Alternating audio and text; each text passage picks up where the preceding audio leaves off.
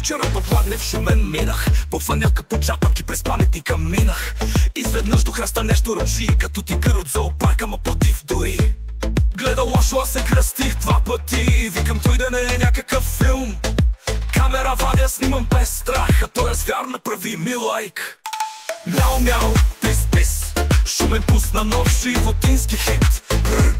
Мър, разграб вече с дума и той. Тикток кръмна, Фейсбук пламна, цяла България за това разбра. Мяу, мяу, пис, пис. Вече нямаш чалга без вяр от шиприс. От разграбване по паника, тук леопард си ходи из пътя. Казаха, избяга от частен имот, но от кой никой не знае. Кмета прати дрони, две жандарми, в ефира влезе с очила и аларми. А тигърът седнал кротко на пейка, яде кифо и пие ряното бейка.